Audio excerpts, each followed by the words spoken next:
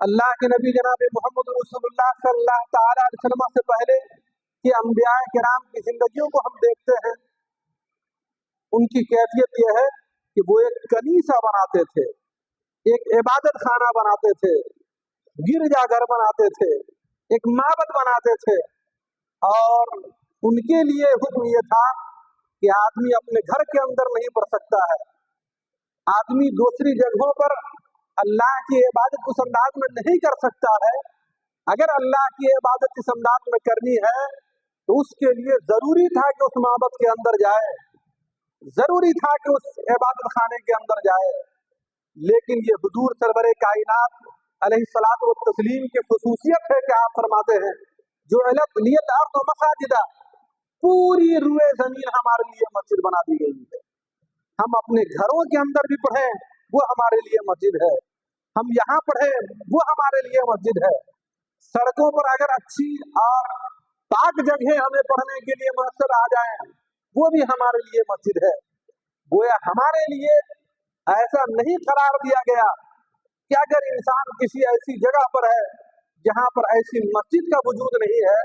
तो अब उस इंसान पर जरूरी है कि वो काम छोड़ करके मस्जिद के अंदर आए। नहीं, जहाँ भी इंसान है वक्त हो जाए आदमी अल्लाह के सामने खड़ा हो जाए, जहाँ भी आदमी है वक्त हो जाए आदमी अल्लाह के सामने अपनी पेशानी को टेक दे, जहाँ भी है वक्त हो जाए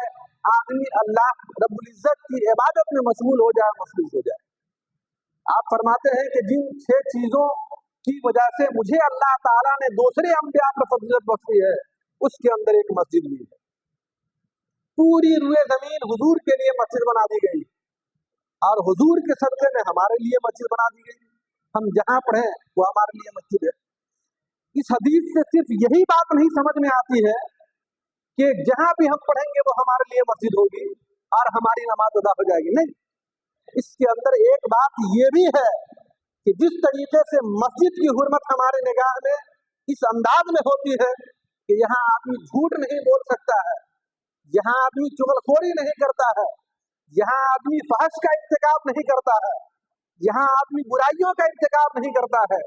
उसी तरीके से रूए जमीन के हर खित्ते को इस अंदाज में इंसान अपने दिल के ऊपर ले कि इस जगह को भी वो अहमियत हासिल है कि ये जगह हमारी बुराई से पाक होनी चाहिए, हमारे चुगलखोरी से पाक होनी चाहिए और हमारे फहश के इर्तिकाब से पाक होना चाहिए।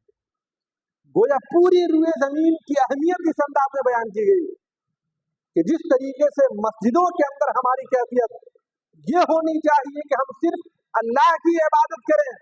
और दुनिया का कोई ऐसा काम न करें जो हमारे लिए कब्र में और हश्र में रुसवाई का बाइस हो। इसी तरीके से हर इंसान पर जरूरी है कि जहाँ कहीं भी वो रहा हो ऐसा काम हरगिज नहीं करे जिसकी बुनियाद पर कब्र और हश्र का मामला उसके लिए दुश्वार